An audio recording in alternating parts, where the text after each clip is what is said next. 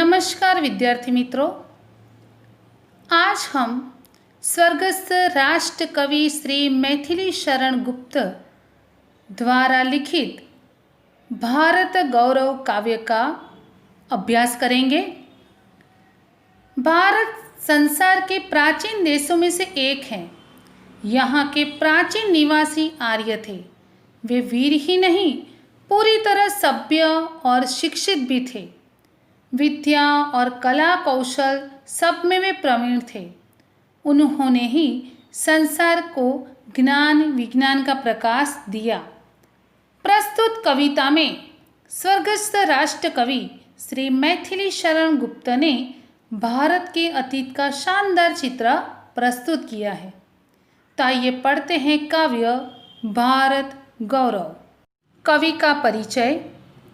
मैथिली शरण गुप्त का जन्म झांसी जिले के चिर गांव में हुआ था। बाल्यावस्था से ही कविता में इनकी रुचि थी। इनकी प्रारंभिक रचनाएं हिंदी की पत्रिका सरस्वती में प्रकाशित हुई। महावीर प्रसाद द्विवेदी के प्रोत्साहन ने इनके कवि व्यक्तित्व का परिष्कार कर दिया।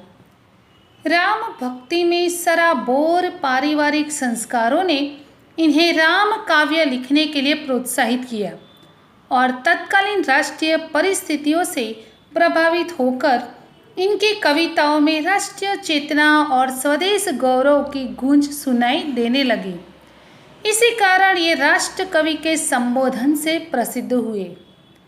भारत भारती, सांकेत, पंचवटी, यशोधरा, विष्णुप्रिया आदि इनकी प्रमुख रचनाएं हैं।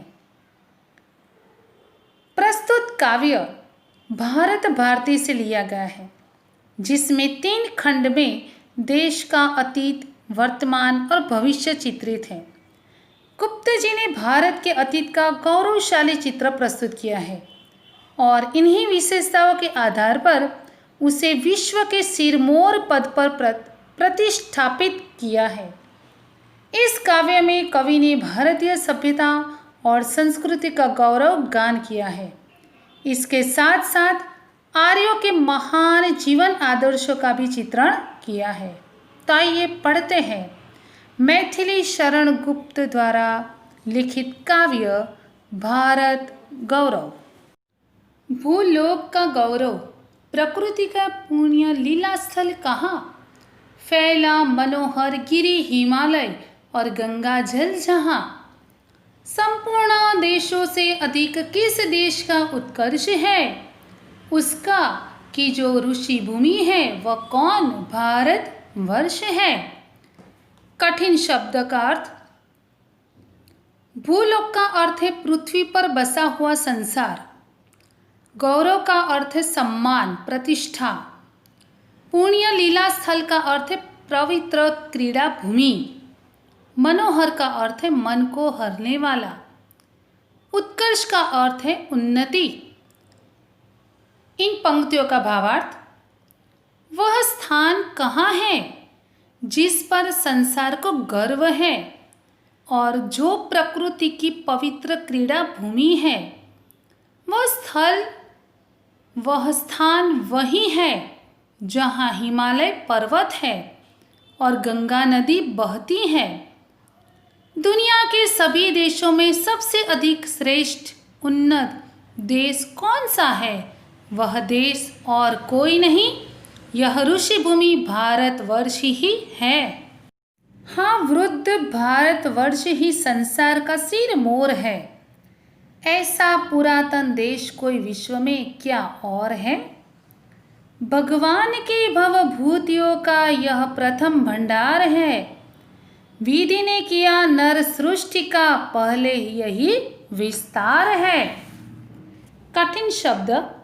सिरमौर का अर्थ है सरदार, श्रेष्ठ। पुरातन का अर्थ है बहुत पुराना। भवभूति का अर्थ है संसार का वैभव। भंडार का अर्थ है खजाना। विधि का अर्थ है ब्रह्मा, सृष्टि की रचना करने वाला देवता। कवि कह रहे हैं, हाँ, यह बूढ़ा भारतवर्ष संसार का सर्वश्रेष्ठ देश है। प्राचीन देशों में इसके मुकाबले का दूसरा कोई देश नहीं है। भगवान ने संसार में वैभव के जो स्थान सबसे पहले बनाए, उनका प्रथम संग्रह भंडार इसी देश में हुआ। ब्रह्मा ने मानव सृष्टि का विस्तार भी यहीं से किया। यह पुण्य भूमि प्रसिद्ध है, इसके निवासी आर्य है। विद्या, कला, कौशल सबके जो प्रथम आचार्य है। संतान उनकी आज यद्यपि हम अधोगति में पड़े, पर चिन्ह उनकी उच्चता के आज भी कुछ है खड़े। कठिन शब्दार्थ।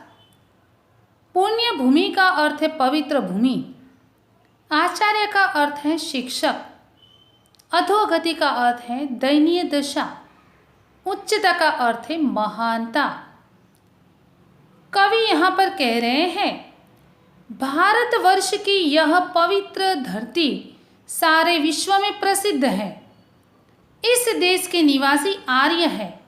उन्होंने ही सारे संसार को सबसे पहले विद्या, कला और कौशल का ज्ञान दिया। यद्यपि उन आर्यों की संतानें आज बुरी दशा में हैं, फिर भी उनके महान चरित्र के कुछ निशान आज भी मौजूद है।